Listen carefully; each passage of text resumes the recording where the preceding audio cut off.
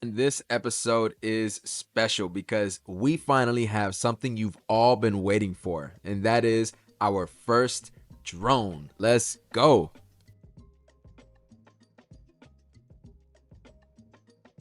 You guys can finally see the work that I've been putting in from a bird's eye view, which, in my opinion, is the best way to view it.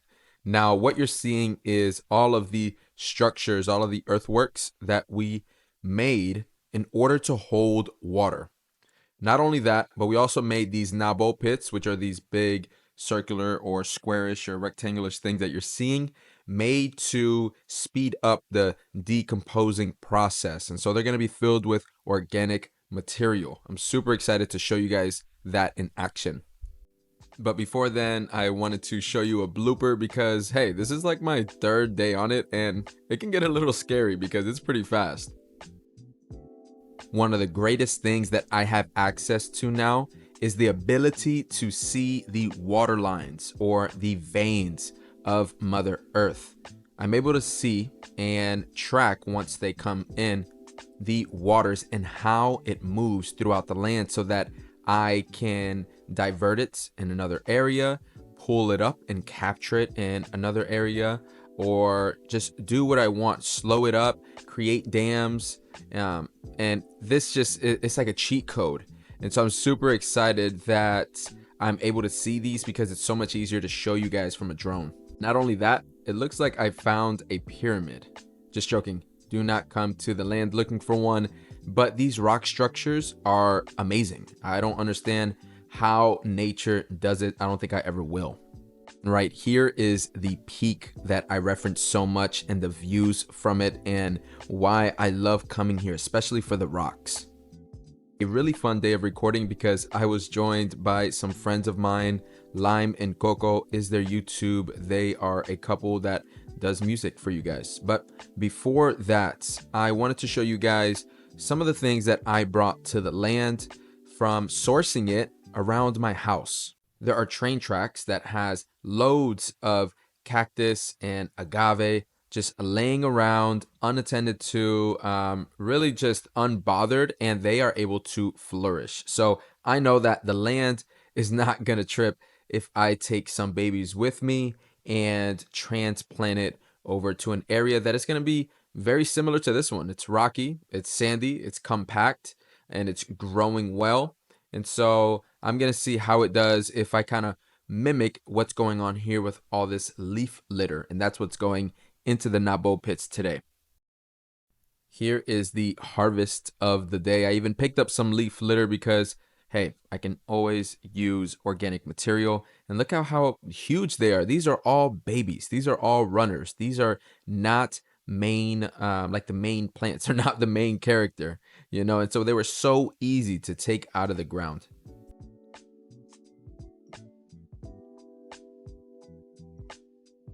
While they were here, I was able to explain how the nabo pits were going to work, what my plans were, how I wanted to look, and how I'm really just recreating a scene, something out of a natural history museum, how I explained in the last episode.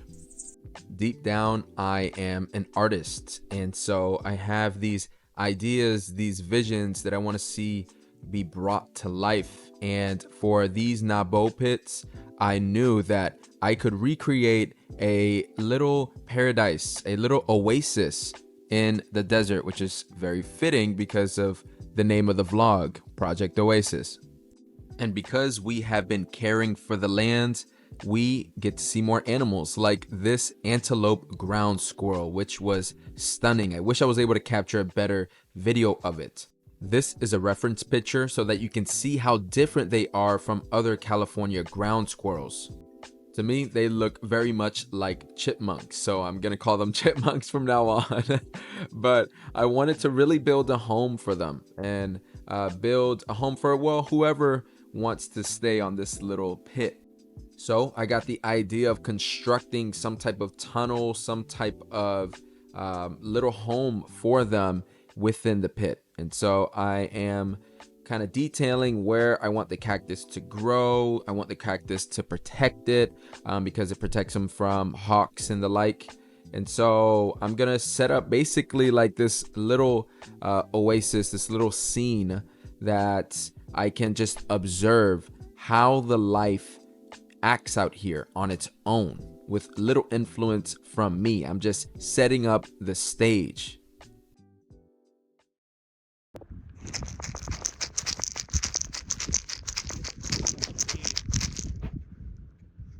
The fact that we found a musical instrument on the land, I think is pretty freaking cool. But back to this, I wanted them to have as much protection from these cactuses and these agaves as possible. So I'm lining up like an entrance for them, and on each side of the entrance to this little cave that I'm gonna give them, it's gonna be a bunch of sharp plants. I know they're gonna love it.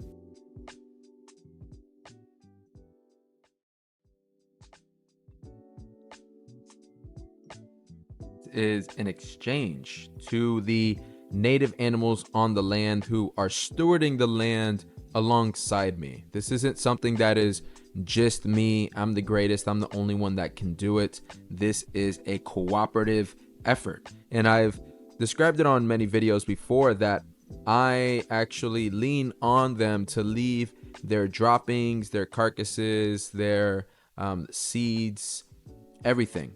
So we are working together, and one of the ways that I can do that is by bringing them here in a safe way, and that is to create a little safe haven for them. So each nabo pit is not just going to be for forestry, where trees are going to be planted in here when the rainy season comes a little closer. This is going to be greened up, but we are also housing these animals as well.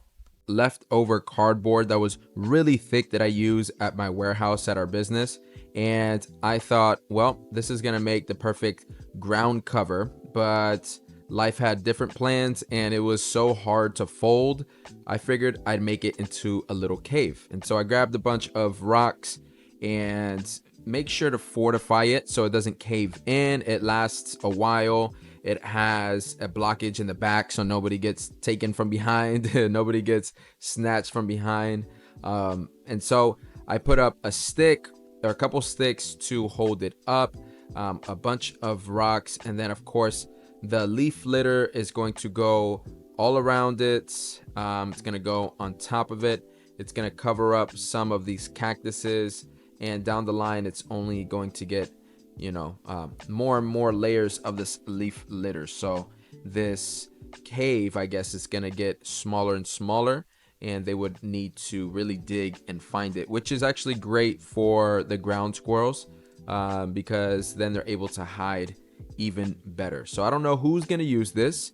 I'm excited to see who does. I have the camera set up right in front of it, so of course when we see somebody try to make their way into it, we're going to give you guys an update and we're going to show you guys.